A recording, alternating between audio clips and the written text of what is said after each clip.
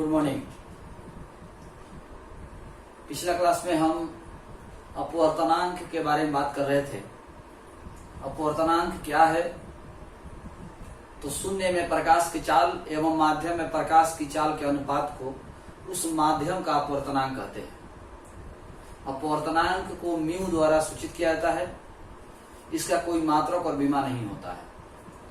अपवर्तनांक से रिलेटेड हम कुछ पॉइंट आप लोग को बताए थे। वायु का अपवर्तनांक सबसे कम 1 होता है। हीरा का अपवर्तनांक सबसे अधिक 2.4 होता है। जिस माध्यम का अपवर्तनांक कम होता है वो विरल माध्यम होता है। जिस माध्यम का अपवर्तनांक अधिक होता है वह सघन माध्यम होता है। वायु सबके लिए यानी हरे हमेशा विरल माध्यम होता है। हीरा हमेशा सघन माध्यम होता है। वायु हमेशा विरल माध्यम और हीरा हमेशा सघन माध्यम होता है। अब हम आगे बढ़ते हैं कुछ पॉइंट को लेकर के। तो अभी तक हम आपको 6 पॉइंट बता दिए। 7 नंबर पॉइंट देखिएगा। 1μ2 बराबर V1/V2। 1μ2 बराबर V1/V2। तो 1μ2 बराबर V1/V2 थोड़ा समझने की कोशिश करिएगा। 1μ2 बराबर पहले माध्यम में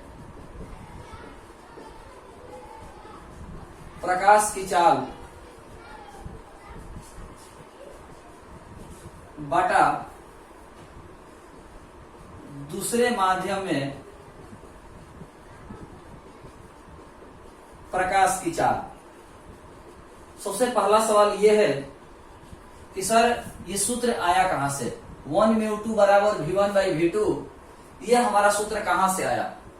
याद कीजिए, कल हम आपको बता रहे थे शुरुआत में जब हम अपवर्तनांक की बात किए थे, A μm बराबर शून्य में प्रकाश की चाल बटा माध्यम में प्रकाश की चाल। याद होगा आप लोगों को, शून्य में प्रकाश की चाल बटा माध्यम में प्रकाश की चाल। तो शून्य कहे वायु कहे तो ये इसके लिए है और m इसके लिए है। यहां वाला इसके लिए है, यहां वाला इसके लिए है। ठीक उसी तरह 1 आपका पहले के लिए, 2 आपका दूसरे के लिए। यहां वाला इसके लिए, यहां वाला इसके लिए। तो 1 यानी पहले माध्यम में प्रकाश की चाल, 2 मतलब दूसरे माध्यम में प्रकाश की चाल। यहां पर देखिए m माध्यम में प्रकाश की चाल, a से हवा में प्रकाश की चाल। यहां जो लिखा हुआ है तो a लिखा हुआ है, यानी हवा में प्रकाश की चाल। m है माध्यम में प्रकाश की चाल। उसी तरह यहाँ 1 है तो पहले माध्यम में प्रकाश की चाल, 2 है दूसरे माध्यम में प्रकाश की चाल। हम आशा करते हैं आपको यहां तक समझ में आ गया होगा। इसके बाद हम आगे बढ़ते हैं, समझने की कोशिश करिएगा। 1μ2 बराबर V1/V2। तो 1μ2 बराबर ऐसा करते हैं C/V2/C/V1। ये एक सेटिंग है। C/V2 C/V1। C कट जाएगा, V1 चल जाएगा ऊपर।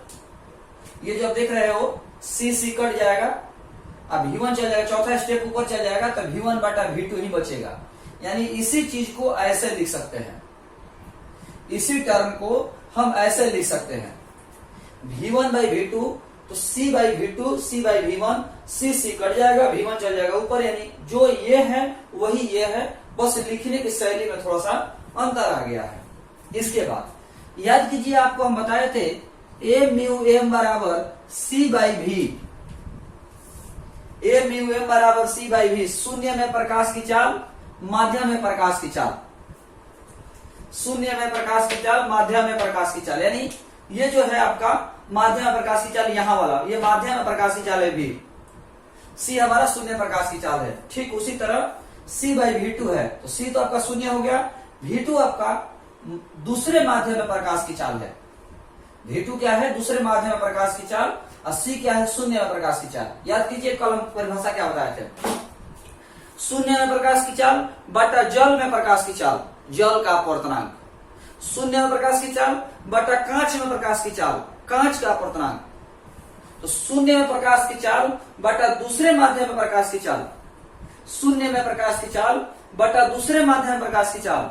दूसरे माध्यम का अपवर्तनांक, शून्य में प्रकाश की चाल बटा पहले माध्यम प्रकाश की चाल, पहले माध्यम का अपवर्तनांक, यानी C/V2 को हम लिख सकते हैं शून्य में प्रकाश की चाल बटा दूसरे माध्यम प्रकाश की चाल। इसको लिख सकते हैं शून्य प्रकाश की चाल बटा पहले माध्यम में प्रकाश की चाल, शून्य में प्रकाश की चाल बटा दूसरे माध्यम में प्रकाश की चाल, और शून्य में प्रकाश की चाल बटा पहले माध्यम में प्रकाश की चाल।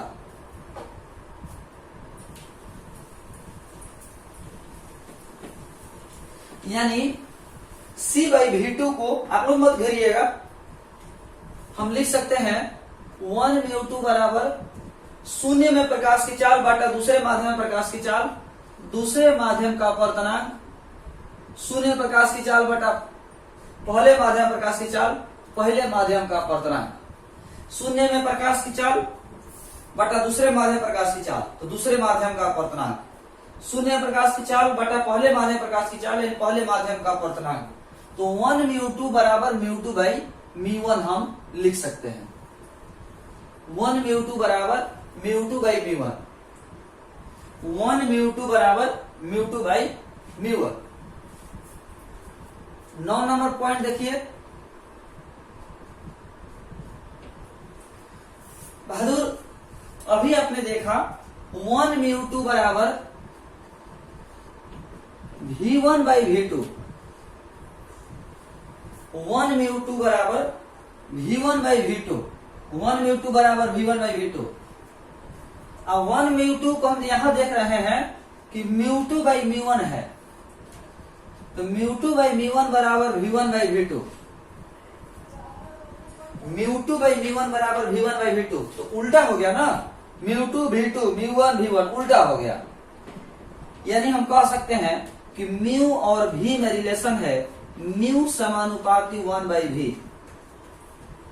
म्यू समानुपाती 1/v, म्यू समानुपाती 1/v।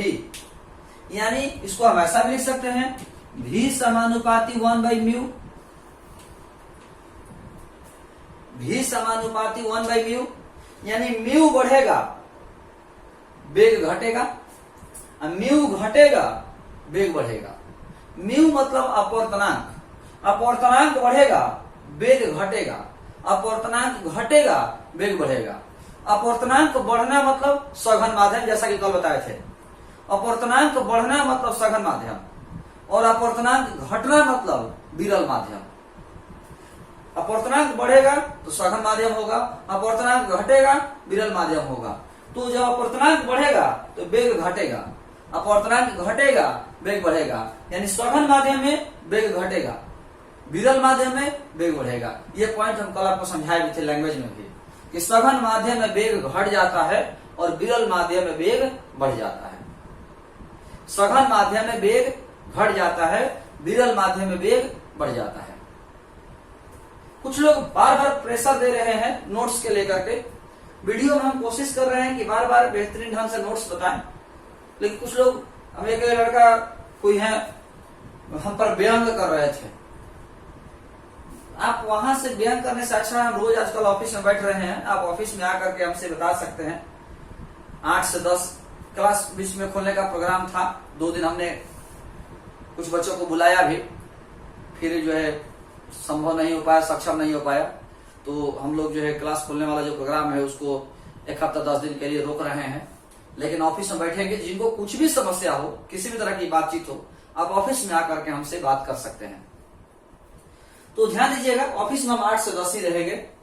तो बहादुर आपने क्या देखा कि जब अपवर्तनांक बढ़ेगा वेग घटेगा, अपवर्तनांक घटेगा वेग बढ़ेगा। अपवर्तनांक बढ़ना मतलब सघन माध्यम, अपवर्तनांक घटना मतलब विरल माध्यम। तो सघन माध्यम में वेग घट जाता है, विरल माध्यम में वेग बढ़ जाता है। तो 9 नंबर पॉइंट तक तो यहां हो गया। 7, 8, 9, 9 के नीचे 10 और 11 नंबर पॉइंट लिख लीजिएगा। 10 नंबर में लिखिएगा कि सघन माध्यम में वेग घट जाता है, विरल माध्यम में वेग बढ़ जाता है। सघन माध्यम में वेग घट जाता है, विरल माध्यम में वेग बढ़ जाता है। 10 और 11 नंबर का पॉइंट हो गया। इसके बाद आप चाहें तो एक पॉइंट और बढ़ा सकते हैं कि किसी माध्यम में वेग उसके अपवर्तनांक के व्युत्क्रमानुपाती होता है। किसी माध्यम में प्रकाश का वेग उसके अपवर्तनांक के व्युत्क्रमानुपाती होता है। किसी माध्यम में प्रकाश का वेग उसके अपवर्तनांक के व्युत्क्रमानुपाती होता है। क्लियर हो गया? किसी माध्यम में प्रकाश का वेग उसके अपवर्तनांक के व्युत्क्रमानुपाती होता है। आप चाहे तो ये पॉइंट आप लिख सकते हैं। 10 नंबर हो गया कि सघन माध्यम में वेग घट जाता है। 11 नंबर हो गया विरल माध्यम में वेग बढ़ जाता है। 12 नंबर में आप चाहे तो लिख सकते हैं कि किसी माध्यम में प्रकाश का वेग उसके अपवर्तनांक के व्युत्क्रमानुपाती होता है। किसी माध्यम में प्रकाश का वेग उसके अपवर्तनांक के व्युत्क्रमानुपाती होता है। इसको पहले आप स्क्रीनशॉट ले करके उतार लीजिए, स्क्रीनशॉट ले लीजिए, चाहे वीडियो पुश करके इसको उतार दीजिए। सब लोग जो है इसको स्क्रीनशॉट लेकर के चाहे वीडियो पुश करके आप चाहे तो उतार सकते हैं। अब एक क्वेश्चन कभी कभी पूछ देता है ऑब्जेक्टिव में, आप पहले ये देख लीजिए। वायु का अपवर्तनांक 1, जल का 1.33, कांच का 1.5, हीरा का 2.4, इस तरह से। तो यदि प्रकाश वायु से जल में जाएगा, प्रकाश किसमें से जाएगा? वायु से जल में जाएगा, यानी विरल से सघन में जाएगा। तो अभी हमने जस्ट पढ़ा है कि सघन माध्यम में वेग घट जाता है। तो जब वायु से जल में जाएगा तो वेग घटेगा।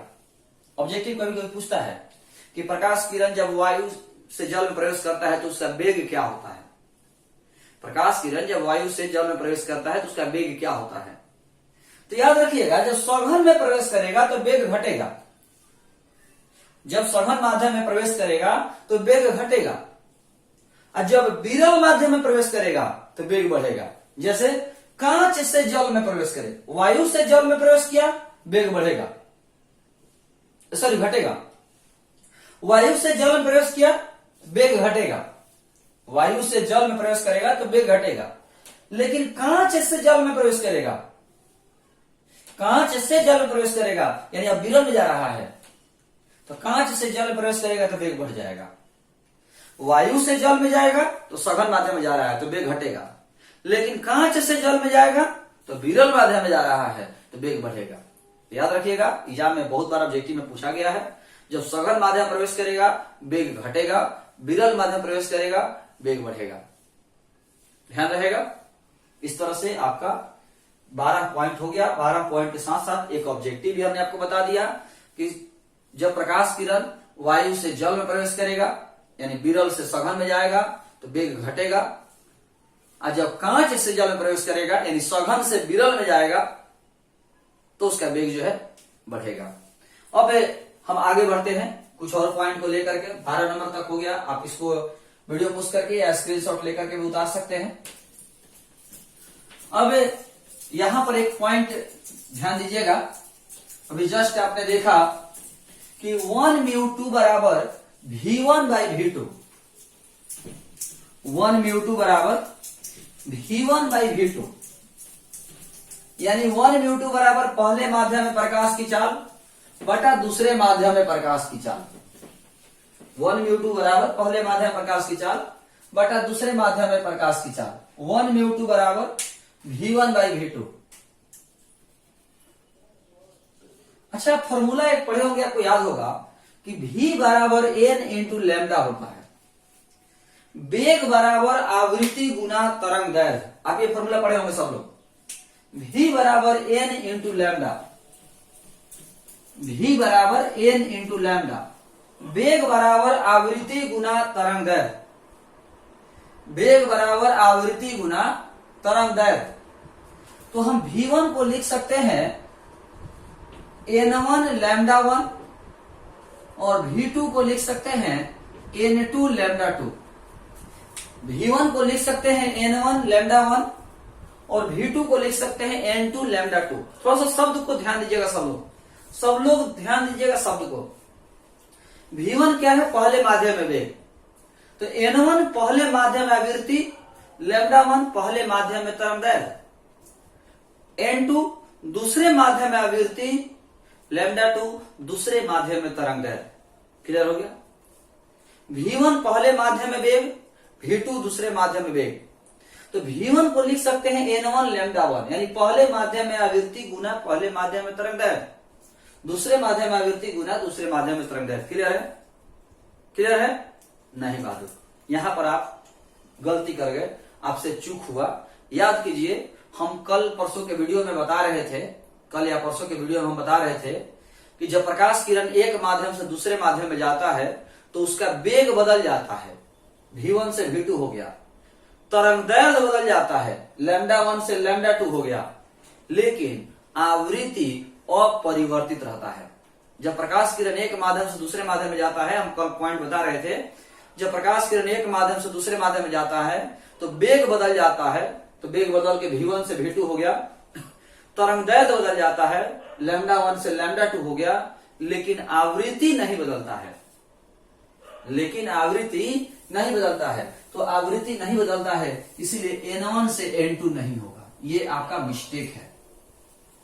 N1 से N2 नहीं होगा।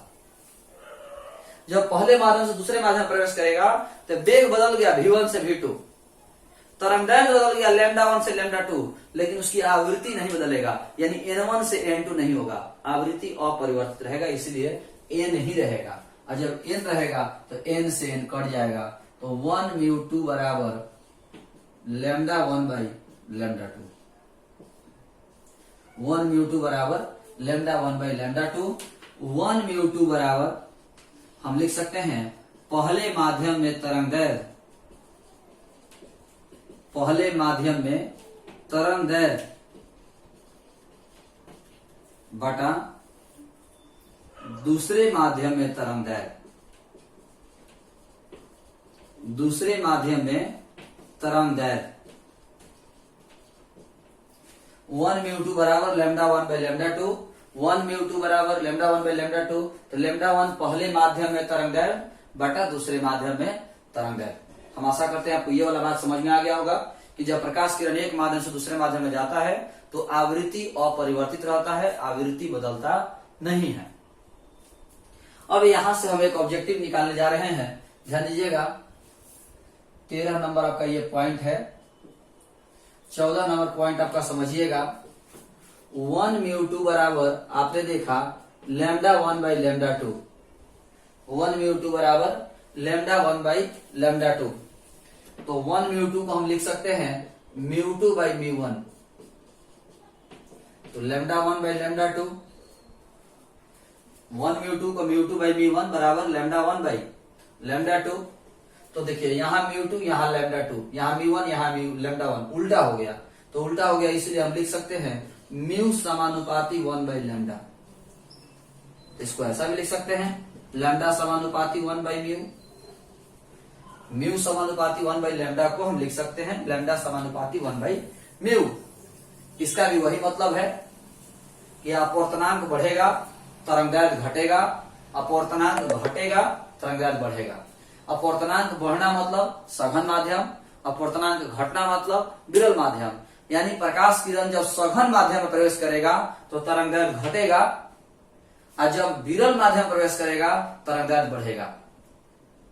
जब प्रकाश किरण सघन माध्यम में प्रवेश करेगा तरंगदैर्घ्य बढ़ेगा, सॉरी घटेगा, और जब विरल माध्यम प्रवेश करेगा तरंगदैर्घ्य बढ़ेगा। ये ऑब्जेक्टिव एग्जाम में कम से कम 5 बार पूछा गया है, 2009 से लेकर के 2021 तक में कम से कम 5 बार पूछा गया है। इसलिए सब लोग ध्यान से समझिए, अपवर्तनांक बढ़ेगा तरंगदैर्घ्य घटेगा, अपवर्तनांक घटेगा तरंगदैर्घ्य बढ़ेगा।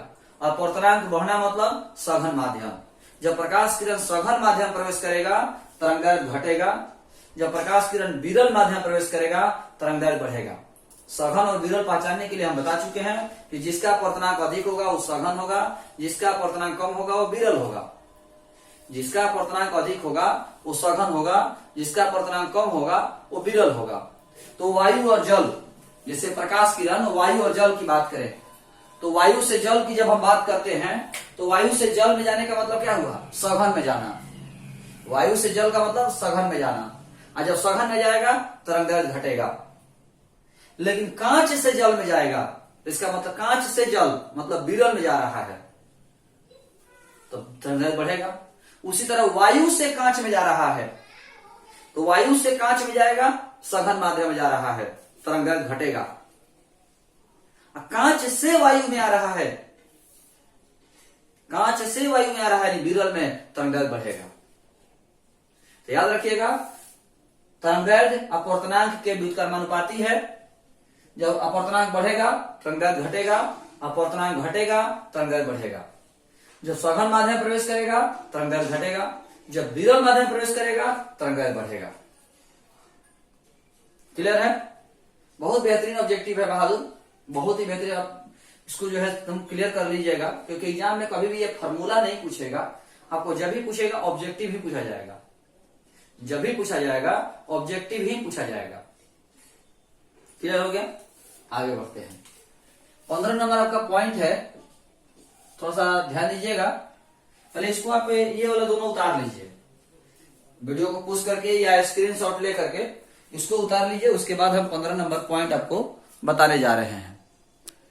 ये वीडियो का पुश करके आप उतार लीजिए, उसके बाद हम आपको 15 नंबर पॉइंट बताने जा रहे हैं।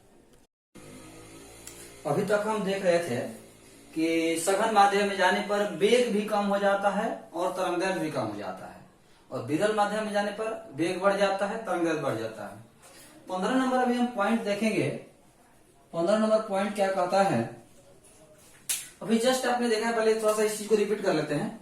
1 μ2 को हम लिख सकते हैं μ2 by μ1। 1 μ2 को क्या लिख सकते हैं, μ2 by μ1। तो 1 μ2 गुना 2 μ3 गुना 3 μ4 गुना 4 μ5। इसी तरह से यदि चेन चलता रहा तो हम इसको लिख सकते हैं 1 μ5। ये जहां भी अंत होगा हम लिख सकते हैं 1 μ5। n तक जाएगा, 20 तक जाएगा तो 1 μ20 लिखेंगे, जो भी हमारा होगा हम वो लिख सकते हैं। कैसे हुआ पहले वो भी देख लेते हैं। 1 μ2 को हम लिख सकते हैं μ2 by μ1। 2 μ3 को लिख सकते हैं μ3 by μ2। 3 μ4 को लिख सकते हैं μ4 by μ3। 4 μ5 को लिख सकते हैं μ5 by μ4। तो μ2 से μ2 कटेगा, μ3 से μ3 कटेगा, μ4 से μ4 कटेगा। तो ये आपका हो गया μ5 by μ1। और जब μ5 by μ1 हो गया तो इस फॉर्मूला के आधार पर 1 μ2 बराबर μ2 by μ1, तो μ5 by μ1 को हम लिख सकते हैं 1 μ5। क्लियर हो गया? 1 μ2 गुना 2 μ3 गुना 3 μ4 गुना 4 μ5 बराबर 1 μ5। कैसे हुआ? तो 1 μ2 को μ2 by μ1, 2 μ3 को μ3 by μ2, 3 μ4 को μ4 by μ3, 4 μ5 को μ5 by μ4। सब कट गया तो μ5 by μ1 उस फॉर्मूला से 1 μ5। सेम केस हम थोड़ा सा इस चीज को ऐसे देख लेते हैं। 16 नंबर पॉइंट में 1 μ2 गुना 2 μ3 गुना 3 μ4 गुना 4 μ1। मान लीजिए चेन उसी तरह से आगे बढ़ा हो और शुरू वाला लास्ट वाला इक्वल हो। यदि चेन लगातार हो 1 2 3 4, तो चेन लगातार हो और शुरू वाला लास्ट वाला इक्वल हो तो हम इसको 1 लिखेंगे। शुरू वाला लास्ट वाला इक्वल हो तो क्या लिखेंगे? 1 लिखेंगे। और फिर वही बात कैसे हुआ ये भी देख लीजिए। μ2 by μ1, μ3 by μ2 उस फॉर्मूला से, μ4 by μ3, μ1 by μ4। ये कटेगा, ये कटेगा, ये कटेगा, μ1 से μ1 कटेगा, सब कट गया तो 1 हो गया। तो ये जब चेन आगे बढ़ेगा और शुरू वाला लास्ट वाला इक्वल नहीं रहेगा तो शुरू वाला लास्ट वाला बच जाएगा, और शुरू वाला लास्ट वाला इक्वल होगा तो सब कट जाएगा तो 1 हो जाएगा। इस बेस पर हम एक पॉइंट और बढ़ा सकते हैं, ध्यान दीजिएगा। इसी पॉइंट के आधार पर 1 μ2, 17 नंबर देखिए, 1 μ2 गुना 2 μ1 बराबर 1। 1 μ2 गुना 2 μ1 बराबर 1 कैसे हुआ? यदि आप देखना चाहें तो देख सकते हैं।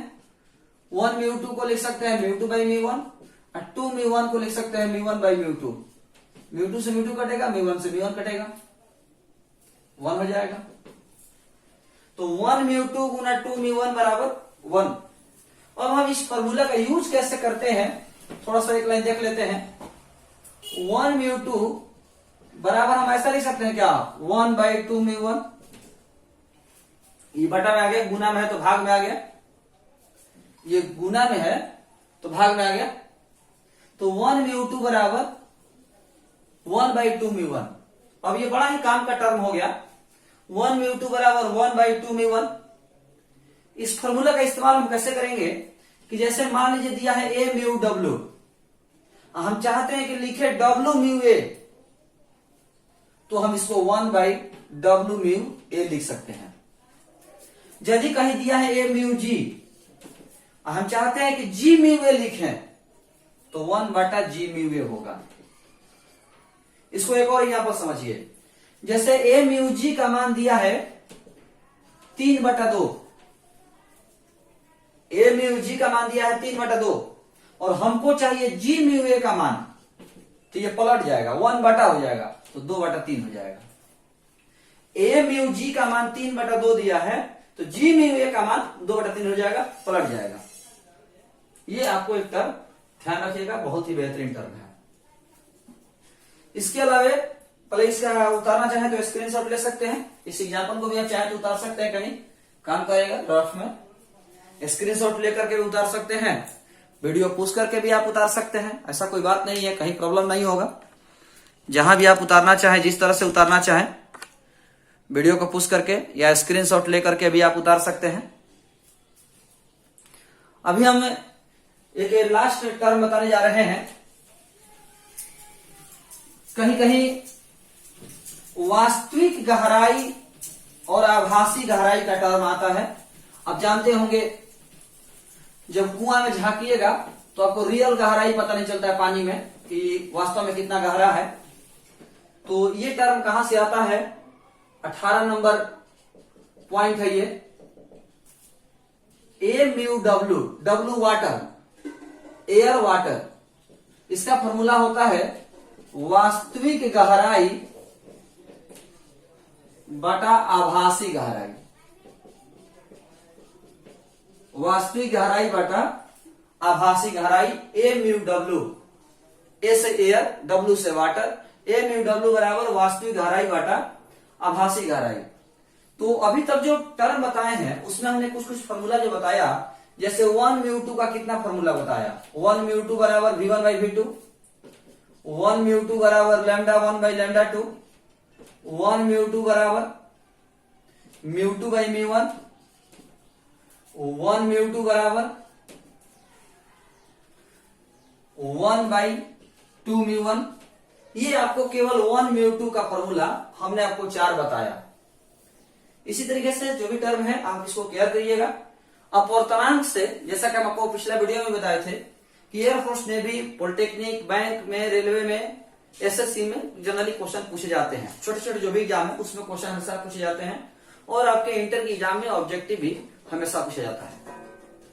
तो आज के इस वीडियो में इतना ही। जो लोग ऑफिस में मिलना चाहते हैं 8 बजे से 10 बजे तक आकर के मिल सकते हैं। क्लास अभी जो है लगभग 8-10 दिन के बाद ही खुलेगा।